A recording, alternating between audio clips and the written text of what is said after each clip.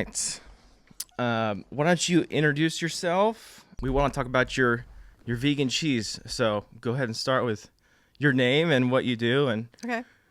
My name is Jennifer Golden, and I'm the founder and owner of the Vreamery.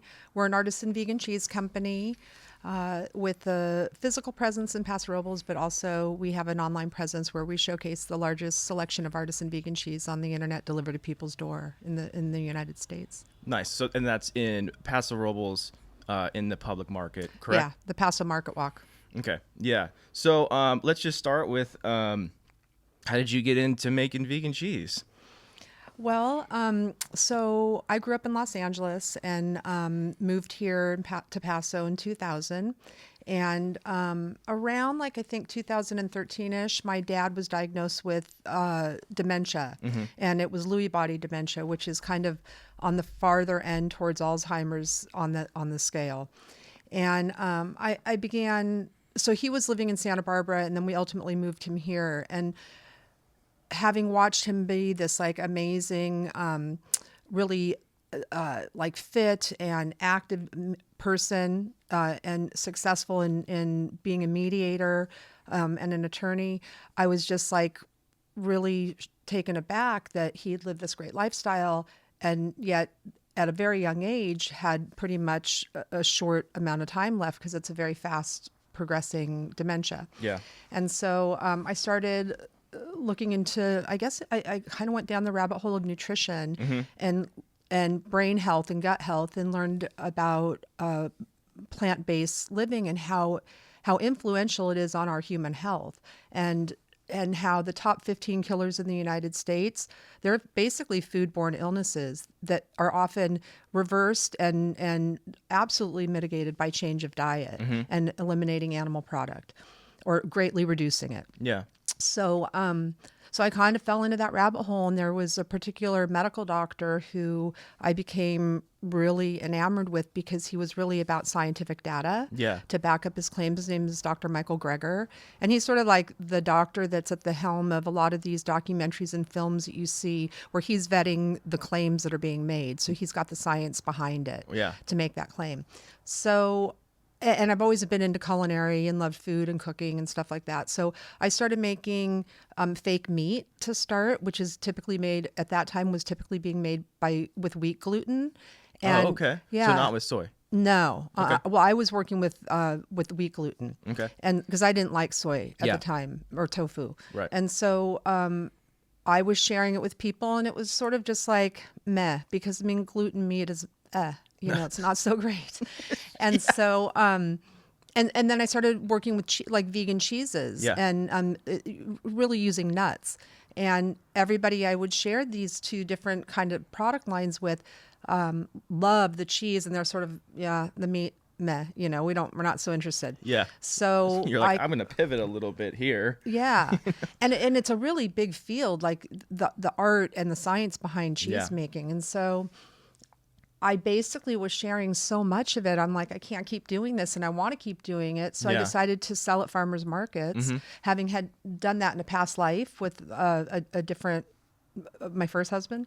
I had a espresso and smoothie bar business. Oh, cool. So I'd had, and we were at farmers markets. And so I did that, and it was prior to COVID. I mean, a year or so prior, and it just exploded. And we ended up doing, me and another woman who I hired ended up doing about as many as 10 to 12 markets a week. Oh my gosh, that's so much driving. Yeah. Well, I mean, the biggest drive was to Los Osos. Right. So, 30, 40 minutes or whatever. Right. But it was great. And I love the whole scene and vibe at farmers market. Yeah. And so, but it's a lot of work to go set it up and break it down every day. And on Saturdays, we did 4 markets. So a morning one and an afternoon one.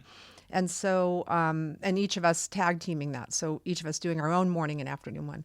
So, so I saw that they were going to be building a public market at where Hometown Nursery used to be on Spring Street. And I thought it sounded so luxurious to just be able to go and have a storefront and not have to set up and break down. Right. So I put my hat in that ring, and that was easily a year or two before COVID, because we opened in August of 2020 once it was finished being built.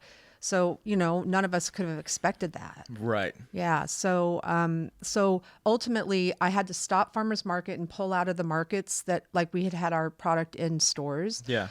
Because the only people that were willing to work at the time were high school kids, and it was their first job, and Yeah. it was a nightmare, Right. because I I can imagine. was a teacher before that, like working in the school system, and I wanted to get away from working with the kids, and now Yeah. here I was doing it again, Right. A different capacity, but yes. way different. Yeah. But Similar. equally as challenging for sure. I'm sure, You maybe know? even more, right? Yeah. Yeah.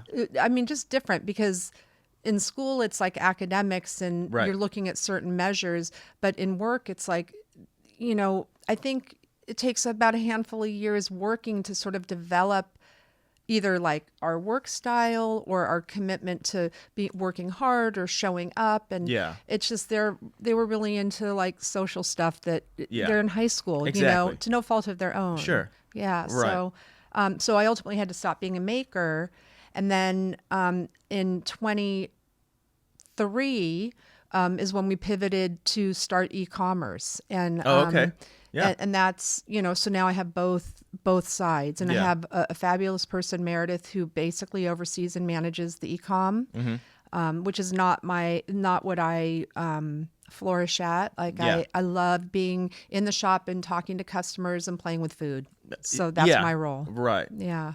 Okay, so then which cheese did you start with, I guess? Let's get into that. Okay. So I had two different lines, if you will. One was like a cashew cream. And so I would liken that to sort of like spreads or like a cream cheese. These were like cream cheese textures. So they were really smooth and Yeah. dense. Uh-huh. And I had about 5 or 6, and I still have people that come today, and I haven't been doing it for 2.5 years, that are asking for those particular items because they were wildly delicious. So there was that. And then there was a cheese that I would make, and it was meltable. So it was a firmer cheese. It wasn't a spread.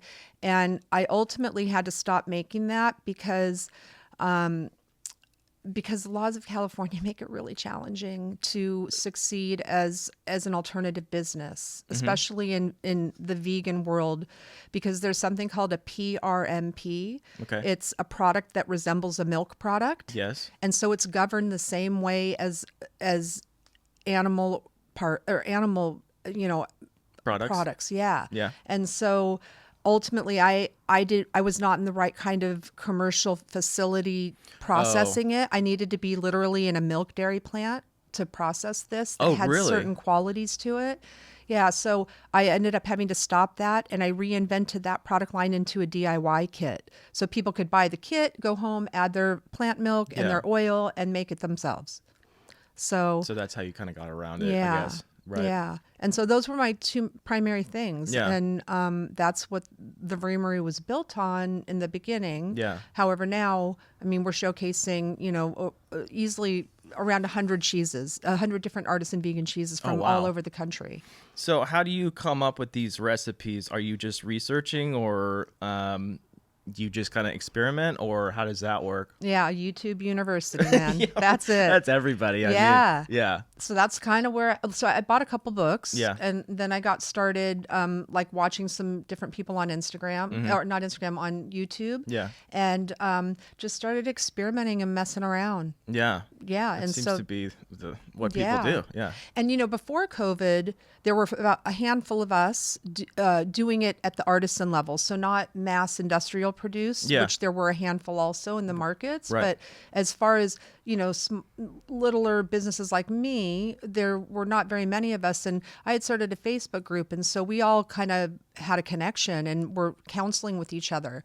And so, since COVID, during COVID, easily another 15 companies easily have sprung up. And so it's just exploded. Yeah. My business exploded during COVID because so many people were sketched out on animal ag because there was, the conversation coming that this happened in a wet market in China.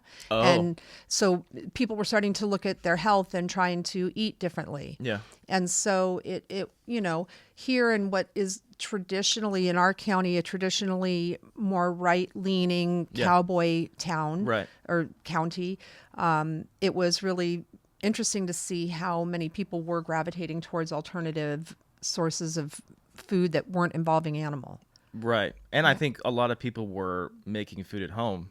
Yeah. Right? A lot of Yeah. people were baking. I mean, I remember there was no flour to be found anywhere for a while there, and Yeah. yeast, they were gone. Yeah. So, so yeah, I mean, that's awesome. So, so maybe take me through some of your products, I guess, and how they, I guess, differ from, some of the other stuff that's out there, you can get commercially, I guess. Okay.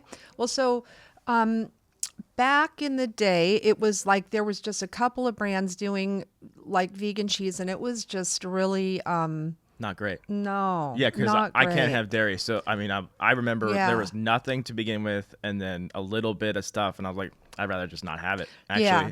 Yeah, and that's like how I feel about gluten-based meat. Yeah. It's like, or at least old style. Yeah. Where it's all gluten.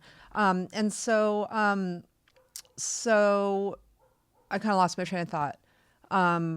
Bring me back to what your question was. How they differ from, I guess, Okay. commercial stuff that you can get. So initially it was like really cashy based, or like after that first slew of people that were going into the markets and like tofuti and the really earlier cheeses, artisan, cheese started with cultured nut milks, and it's a woman Right. named Miyoko.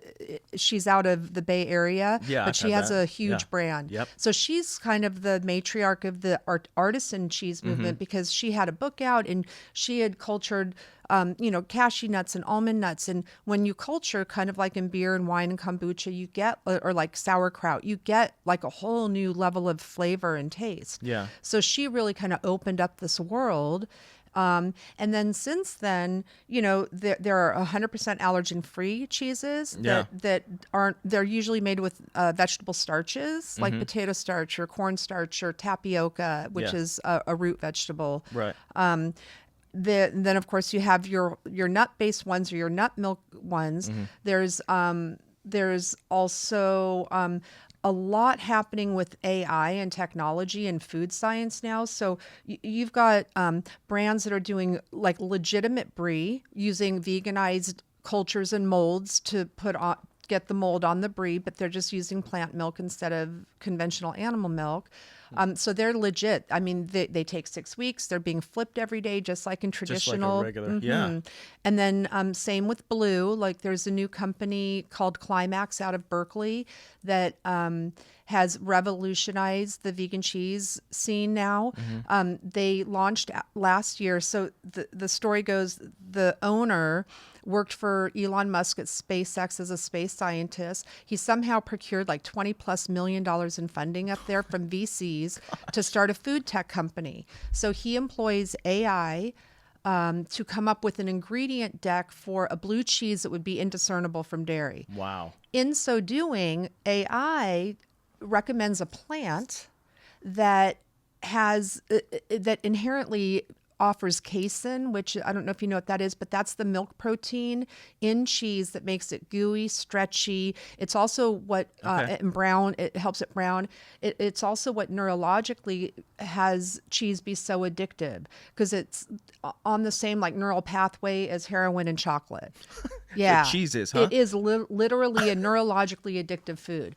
So now with the development of that plant that can produce the same result, Baby Bell kind of scooped in and glommed on to that to this company Climax to start crafting vegan cheese that will really much more closely, especially in a melted and warm environment, Yes. much more reflect what we see in conventional dairy cheese. So they released a blue as their first flagship product. This blue is like, it will blow your mind. So it's the one that AI came up with the ingredient deck. Oh my gosh. So a couple months ago, they entered a competition for the Good Food Association, which is a really high-end organization that is promoting like healthier, good foods. And in a blind competition, they won first place against all these dairy cheeses in a competition in Wisconsin, so it was Oh very my goodness. upsetting. Yeah, and Very upsetting. and like you have Jon Stewart even like talking about this on one of his shows one night. So, but later they were disqualified because there's an ingredient that they had called kokum butter, which is not hasn't been regulated by the FDA. So there's something called GRAS, generally regarded as safe. Yeah. So it hadn't been identified as generally regarded as safe. So they disqualified them from winning that first place ticket. So Politics, I feel like it maybe is. maybe a little bit of politics in there. Something. So they've since changed it to cocoa butter. So now, next time maybe they'll win. So I brought that. That's one of the cheeses that I brought. Oh wow. Yeah, Great. it's a bestseller for sure. And so, yeah, I mean, so now we've got like super hard cheeses and we've got meltable cheeses and you got the moldy rinded cheeses and the soft spreadable fromages and chèvres. So it's pretty amazing. Yeah. And really satisfying. Yeah, it definitely has exploded. And I'm always on the lookout for like something that's good on pizza at least, and so, charcuterie boards and stuff like that, which your stuff is great for. Yeah. We've used it before. Yeah, cool. Wow, I didn't even know that guy invested so much money and won. Can he actually do that because it's a dairy competition? Does it matter? I don't know that there was a qualifier there that this is only dairy or no vegan cheese can be. I don't think that was even. It never occurred for anybody to put that stipulation in, and so they just entered the contest. And they won, took but they first didn't place. win. But they didn't win. Well, I still say they won. They took first place from taste and from the judges, and it's a semantic thing, right? That it doesn't have like, this grass ingredient, by the FDA. Right. So. Okay. Yeah. I mean, so I guess maybe let's talk about some of the cultures that maybe you use. And because you said you were looking into it because of like gut biome and health and all that stuff. So what do you put in there? I mean, I don't know if you can say, but that it's helpful for the gut biome or just digestion health in general. Yeah. Well, like for example, when I was making the cashew creams, I used an acidophilus culture, which is what's in yogurt. It's what is one of the bacteria that's great for the gut. Yeah. And I use that. There are different kinds of cultures for different things. So blue, it's Penicillium roqueforti is one of the primary ones used for that. Right. Penicillium candidum is what's used for the white mold on brie. And so some of these cultures are not vegan, but there are houses out there or companies out there that have, culture houses and they veganize them. Yeah. So yeah, I mean, there's like a ton of them, and they all have sort of different idiosyncratic influences on taste and texture and stuff. So I don't have a lot of experience at using a bunch of different cultures. I kind of stuck with the one that I knew, and that lent to my flavor profile. Yeah. And it was just something that was recommended. I don't know if it was Miyoko or like who it may have been a YouTube influencer that I was watching their channel that's where I learned about that one. But again, different companies use different cultures. So yeah, I was talking to, I don't know if you know Chef Eric, he owns Forager here. And he says, cause he makes whiskey, of course. And he has a doctor, but he's a doctor in yeast strains. And this kind of sounds like pretty similar to what cheese is, right? Yeah. But you don't have a cheese yeast person that you're like, hey, I want this profile. Can you grab it? Yeah, but I personally don't. But yeast is one of the ingredients, especially nutritional yeast. It's one of the products that is used often in cheese because there's an inherent cheesiness to it. Yeah. Some people don't want to consume it because I think with nutritional yeast, there's a misconception that it can promote like candida, but it's not a living yeast. Right. It's dead. I mean, so I don't know. My whole thing is like to each their own. If you think that it's not going to work for you and you don't want to consume it, you do you. Yeah, because exactly. Mind over matter too. I'm really a big proponent of like we think, therefore we are, or our reality is governed by how we are thinking inside. Yeah. So that's the placebo thing. Right. If you think that yeast is going to mess you up, it could mess you up. Yeah. So, you do you, Yeah, no, I've had I cook a lot with that, Uh-huh. and I make like nacho sauce, nacho cheese out Yeah. of it, and it's delicious. Yeah. And And it's healthy for you too, because it's got a lot of vitamin B, which a lot of vegans lack. oh, right, because they're Yeah. not because of the animal products lack Because of, you can only get it in animal right. product. So, just why don't you talk about some of the actual cheeses you actually have that you're selling, and what they're good for, or what they Okay. people Can I use- pick this up? Yeah, sure. Because I'll show you. Yeah. All right. So these are best sellers. So they're 4 of our best sellers. That So looks like brie for sure. dude, it's brie. That's crazy. So this is made by a company in Austin, Texas called Rebel, and they are they opened just a few months before COVID, or a month or two before COVID, and they are a fabulous company. They were recently picked up by Shark Tank by Mark Cuban and Lori Grenier for like $750,000. oh my goodness. They it's a husband and wife. I'm pretty sure they're married now, but Fred and Kirsten, they're fabulous people. They you can have a vegan company but not harness and exude vegan values. Sure. They do. Their commitment to the integrity of ingredients and the process and customer service and everything is just like their role models. So I'm so devout to them. So this is their classic cave aged brie. It's like takes 6 weeks minimum for the molds to do their dance, and every day it gets flipped. But their truffle brie is their #1 bestseller. Oh my goodness, that sounds good. Online for us and in shop. And I didn't bring it today because truffle can be a polarizer. Yeah. So this is classic.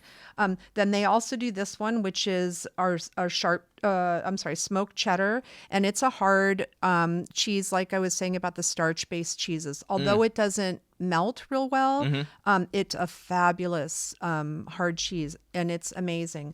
I'm going to skip the salami because that's another conversation. Sure. This is that blue cheese that I told you about. Oh, that's the award-winning one. So you can see, I mean, it's legit. And the way Yeah. that they get the blue inside is like once they've shaped the round, they take like a stick, like a wood skewer, and you create holes that go down. Yeah. So that's why you're seeing this line, because with the hole, that's where the circulation and the air comes in and the cultures can do their thing and do their transformation.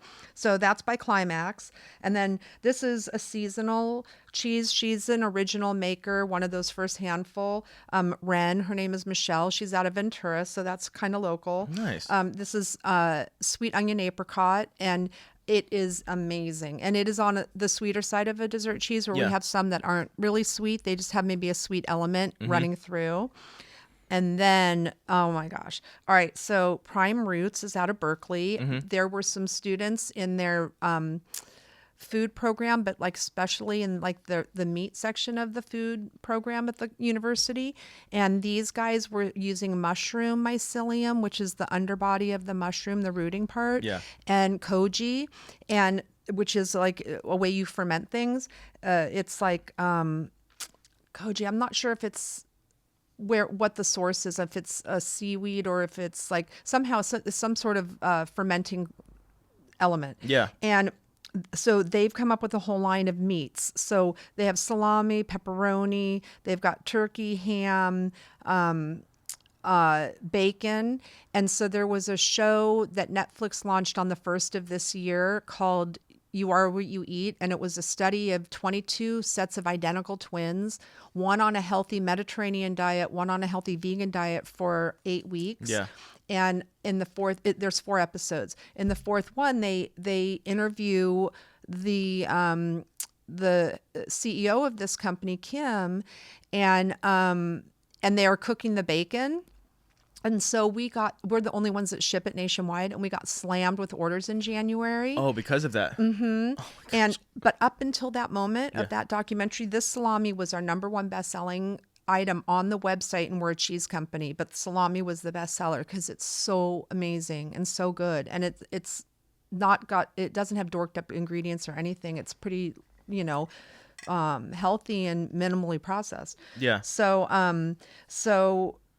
they so I brought that to sample too because it's just it is amazing, and it's still our number one sandwich in shop is our smiling salami. And if it hadn't have been for that Netflix show, it would have still been number one. I think the bacon is ahead of it, but it's because of the influence of a nationwide documentary, essentially. Right. Yeah. Nice. Yeah. So so this is a cultured living cheese that is still living. This one is not because it's a cooked cheese. This is living, and this is cashew based. This is I think it might be almond and the starches.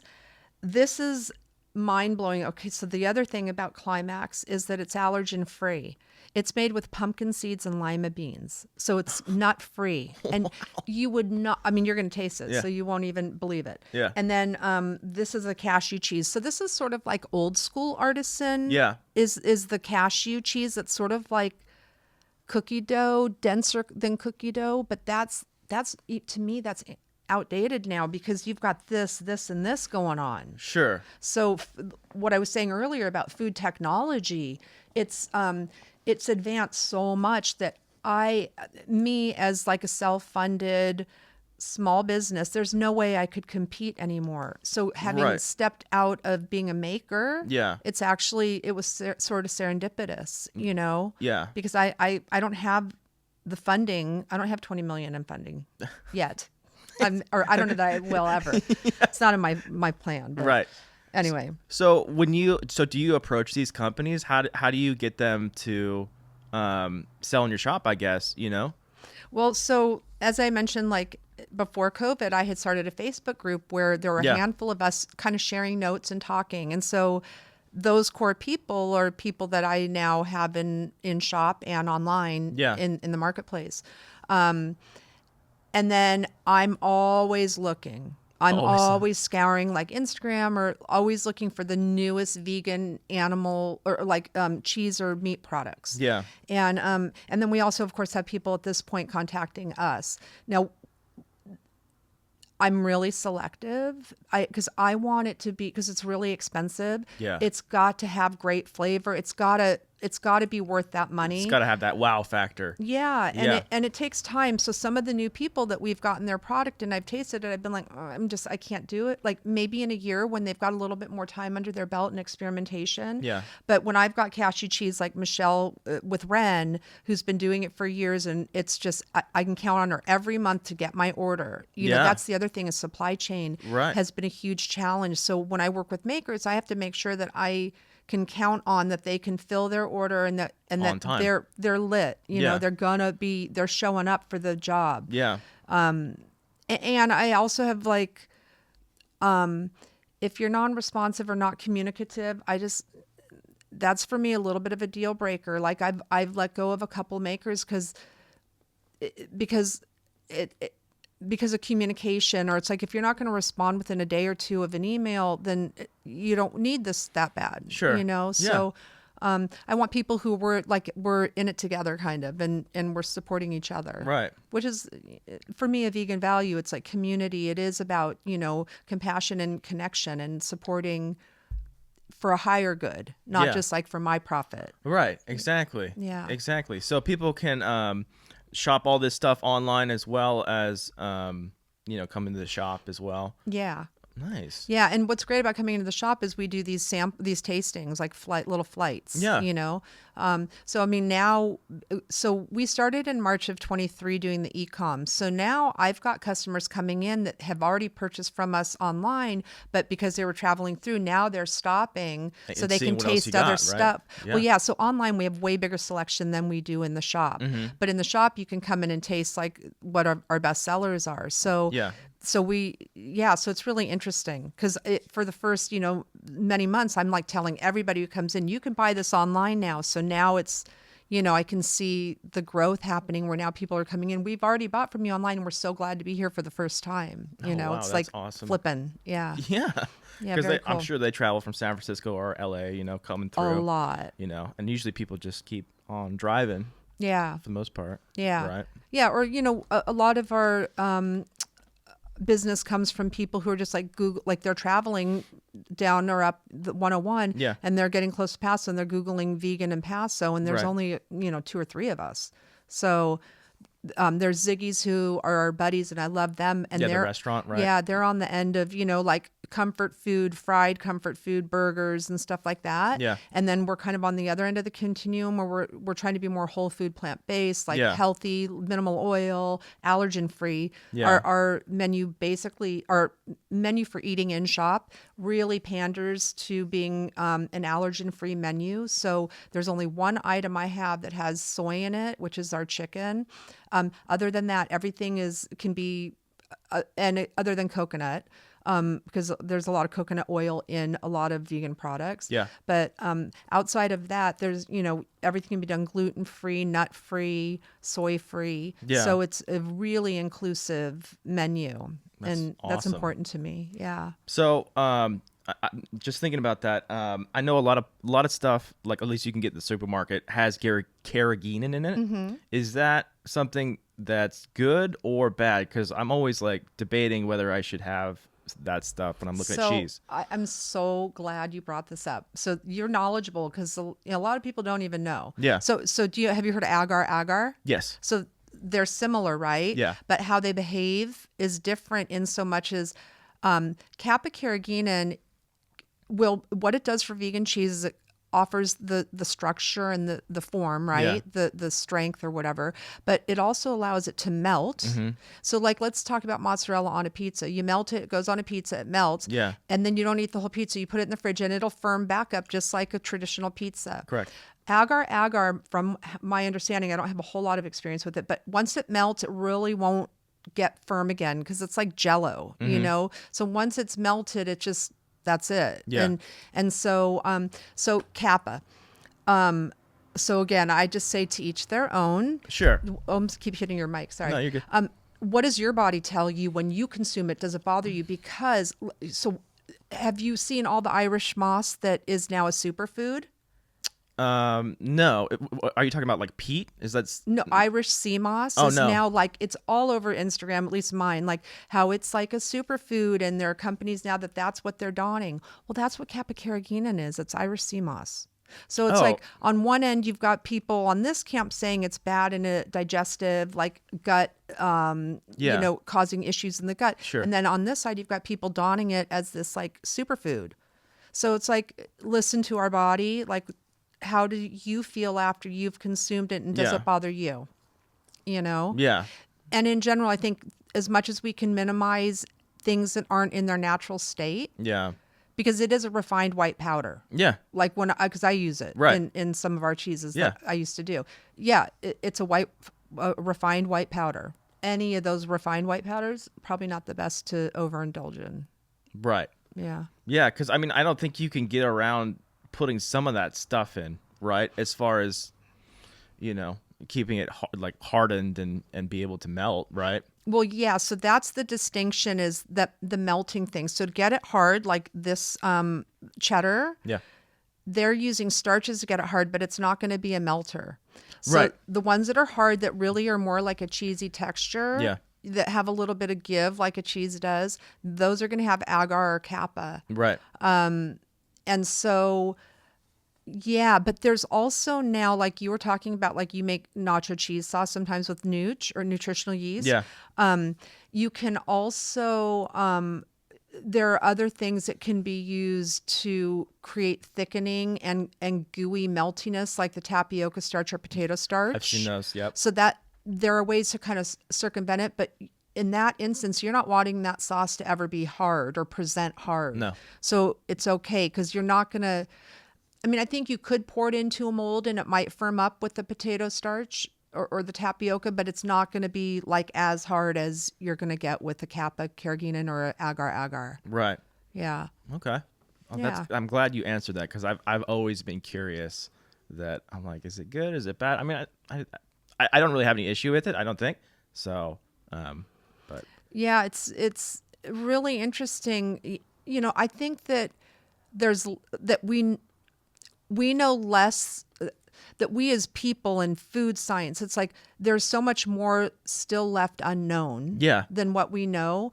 And so there's just, who's got the better marketing? The people donning the Irish sea moss as a supplement that's good for you, or the people that are saying that Kappa is a distressor?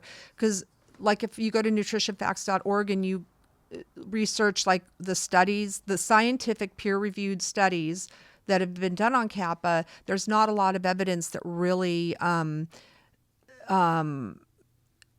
like supports that it's an issue. Same thing with like MSG.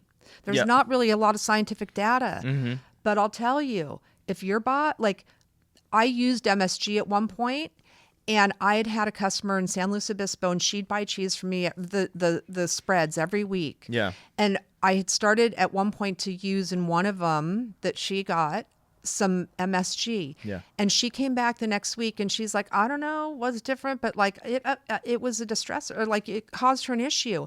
And in that moment, I was like, wow, like even if the science says this, people's bodies behave how they behave. There's so much diversity in who we be in the world from a physical standpoint. Right. So I pulled it out, and I'm, cautious now, because the more we can be just whole food, plant-based, like with the product in their natural state, that like I keep trying to like move towards that. And it's hard. It's a process, it's not an event. I mean, it's an event. Yeah. I mean, it's a process, not an event, Yeah, definitely. I can't imagine, time. making some vegan cheese from scratch, right? When I make that nacho cheese, it's really interesting. It's the nutritional yeast, potato, carrot, ghee, and whatever, Oh, and then like green enchilada sauce. So it's the potato. You're using the potato, which has the starch in it. Yep. So and so that's a great that's a very close to whole food item. Yeah, and you just whip it up, processed. and you wouldn't be able to tell. Yeah. At all. Yeah. It's crazy. Yeah. I'm like, who came up with this? This Right. is awesome. Well, and even if it is a little bit different, like sometimes people will, it's so interesting. Sometimes people be like, oh, I don't even want to try that. And I'm just like, are you kidding me? It's like, you don't want to try something that's cashew that looks like something you're used to eating, but it's cashew and not coming from animal, which, I mean, I could go into it, but you probably don't want me to, but it's like, we allow a certain amount of pus in our dairy product. Yeah. I mean, there's no doubt there's a lot of dorked upness about our food system, especially in the animal ag part of it. Yeah. So definitely. the fact that we're weirded out by eating something like a cashew-based cheese as opposed to a traditional cheese, it shows how much our thought influences our behavior and our perceptions of things. Right, but if you wouldn't have told them, they probably, they might say, oh, it's a little different, but they wouldn't know it's non-dairy. Right. Well, and it's okay that it's a little bit different. Yeah. So like the brie, for example, now with Climax finding this casein, it's going to change soon. But right now, this is not quite as sexy and like, how when you warm a brie, it gets like glossy and a little bulge and it's like pretty hot, right? Yeah. This doesn't do that, but it tastes to live for. I mean, it's great. It's different and it resembles brie. Yeah, this looks like brie. Yeah. So interesting. People will come and order stuff, right? And they don't read. So they don't get Vreamery, vegan creamery. They don't read the subtext, artisan vegan cheese company. They don't read the menu where it's 100% plant-based, right? So the other day, a woman wanted just a piece of brie to have with her croissant from the coffee place next to me. Yeah. So she comes back a few minutes later and she goes, is this goat cheese brie? And I said, no, we're plant-based, like kind of pointing up to the menu.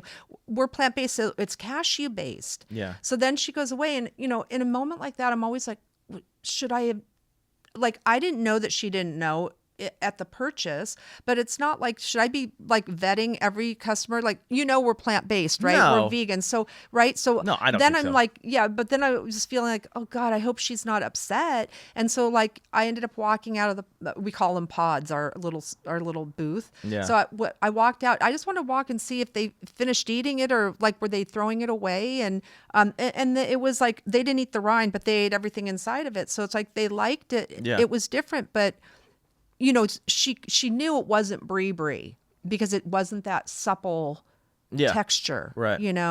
So there's still room to grow, and these guys have done that because it's coming. They have mozzarella, I believe, is coming next, so it'll be gooey, stretchy moz. Nice. And then they've got feta and chev in their queue, and brie in their queue. So it's only a matter of time. Yeah. Oh, I was going to ask you. So is there any, maybe you might know, is there any vegan cheese that has kind of the resemblance of like Cotiga or anything like that, like crumbly? I mean, feta's a little different, but like a Mexican Cotiga that goes on corn or something like that. Yeah, so like what I do is I'll use a feta that we have. Yeah. And it'll crumble or cube or slice. And so I do that, and I do elote. So Yeah. we'll cook off the corn, and then I'll hit it with 2 different aiolis and crumbled feta. So that's what is my go-to in-house, Yeah. right? There's a company in Los Angeles, and I don't know her name, but she does a cojita, but I think it's like 1 or 2 cheeses, and the only place that I know that she distributes is through a company down in Los Angeles who has a storefront, like it's a vegan market. Yeah. So she doesn't distribute where I could get her product. Right. So I think that the difference isn't cojita, it's a little bit drier Yeah. than a feta. Yes. So that would be the distinction between what we have right now. We also have Parmesan. So I mean, but that's a little bit too dry, right? Yeah. Whether it's grated or shredded. Right. Yeah, because it's definitely more dry, and I feel like it has a little bit of a different taste, I guess, in traditional, Like- versus feta versus Cotiga is probably a little different. Yeah, is that a little bit more bland? I'm not that familiar with that cheese. So. Yeah, I think I mean, I haven't had it in a long time, but I think it's a little more sour maybe than a feta. Okay. I'm not sure because I haven't had cheese in forever. But Well, so you said that you're lactose intolerant. Do you know that like really, really hard cheeses like Parmesan have a lot less lactose? yeah, I have heard that. I just Yeah. haven't ever really wanted to try Yeah. just because it's Yeah. I'm like, It's upsetting. Like, yeah. yeah, exactly. So Pain talks. yes, exactly. I'm like, Yeah. man, I don't want to deal with that. So that's cool. I mean, so you just use the feta in your elotes, because I do a lot of barbecuing, and I just recently did elote, and I was like, oh, I really like some vegan crumbly cheese. Yeah. Well, so this particular feta, I've never done it in a hot. Well, when I've done it where it gets warm, it can kind of get watery, which isn't desirable for the elote that I do. Yeah. So basically, I let the heat come off of, because I'll do the elote and then wrap it, and it's in a case, right? And we'll heat it if they want, but I'll add the crumble after the heat's kind of come off it. Okay. But then I was working with a nutritionist who will get it from me, Angela, and she bakes, and she's used it in a particular like scone, not scone, but some kind of baked brekkie thing that she does, and she thinks it's fabulous. So it doesn't completely melt. I mean, just because it's and it is an allergen-free food other than the coconut oil. Yeah. Which really isn't an don't allergen, think but it's now on the scale of being an allergen, coconut. Really? Yeah, but yeah, so I would use that, and again, it's only a matter of time. Like there's so many people now innovating and creating new stuff. Right. So, yeah. Sweet. Okay. What else do you want to add as we kind of wrap this up here? Oh, do you have anything coming up? Do you have any events, or I mean, I don't know if you do events, but do you have anything coming up or anything to plug or? I don't have any events. I actually have a conversation I'm having later today with somebody about talking about doing a workshop, and I was going to be doing a workshop with my nutritionist about a month ago, but we had to postpone it. So just checking Instagram or Yeah. getting on our newsletter is a way to stay like being tapped into any kind of things we would be doing. We've done, tastings before where a maker will come and we'll do, a full blown tasting with, with wine and stuff. We're always part of At Her Table, which is a county-wide event that goes on for a month. And I'm always looking for opportunities to collaborate. I love to do that, and I love to talk and share and be involved in the education side of things. And then what would be like a good source? I mean, other than your website, what would be a good source for people to find recipes and stuff like that? I mean, if you know of anything. Yeah, well, so like I said, Instagram is a great place where Yeah. I found people, and then I would go to YouTube to follow them. And there's a handful of them, like there's Mary's Test Kitchen, who tests, like, there are a lot of times I'll do a recipe that I've gotten online and I'm like, this is not what they just did. It right. didn't turn out. So she Exactly. vets that they do work out. There's this guy named Sauce Stash. He's great. He'll do anything from his own recipes to like reviewing other people's stuff. Yeah. There's Connie's Rossum Kitchen, who was one that was really influential for me as a cheesemaker in the beginning. So, and I would vet these people by how many followers they had or how long they were doing this work, right? Right. And so, and like Miyoko has a couple books out. Yeah, she's there great. there are resources for sure. People are always willing to call me. Like I said, I love to talk about this, and I'm very forthcoming with sharing how I do things. Or, I wouldn't necessarily give away a hard recipe, but I'll tell them what I use in it and who to go look at to come up with their own thing. So, yeah. And I guess the only thing that I would plug is that so when you go to the website, there's always a pop-up that, to sign up for the newsletter. For people who sign up for our newsletter, we call them our Vream Team VIP. And the biggest benefit for that is that the first day of each month, we send out a coupon code where any order that person places in the month, they get a our free product of the month. And it's typically one of our kind of house products. So like this month it was chickpea of the sea salad, and each month it changes to something else. Next month it's our artichoke and white bean salad, which is these are things that we sell in shop. And so there's an added value of getting a free goodie by being part of a Vream Team VIP. So, sure. And then with that you send out like new stuff, like you said you're always looking, so like whatever new things you get in, you send that out. Like, so the blue cheese, for example, we sold when they first started and we got it, we were selling it on e-commerce, and then they asked us to just sell it in shop because they wanted to put it on their plate to create retail packaging. And it's been about a year, and so ultimately they're like, go ahead and they, now that they've changed the formulation with the cocoa butter, they said go ahead and you can start selling it again. So literally Monday we will be launching the release again of the blue cheese being available online for delivery. Nice. And if you're a VIP subscriber, you'll get a free 3-ounce wedge with any order. Oh, nice. So and I mean, I have people all the time messaging or emailing me asking about this blue. Yeah. So because it's, it was on Jon Stewart not too long ago, that competition it made news. So little perks like that make it kind of worth getting that email once a week. So it's coming out this Monday, you said? This upcoming Monday. Yep. Nice. And then so maybe anything else you want to add, and then we'll wrap this up. No, not really. Just like I'm really grateful for the opportunity. Yeah, of course. Really encourage people to come in and just put when people taste it, they are blown away, and it's a conversion for sure. Okay, getting it in their mouth. So why don't you tell me the website again and your Instagram, and then give me your address where you're at in Paso as well. So it's the Vreamery at Facebook, at Instagram, the whole thing, and it's V as in vegan. So I'll say it's the Vreamery with a V as in vegan, not a C as in cow. Because a lot of times people think it's a typo. And then we're located at 1815 Spring Street. It's actually takes up the whole block, so there's several addresses going up, I think, to 1835. So it's between 18th and 19th Streets on Spring in Paso Robles. Yep. We're closer to the 18th Street entrance.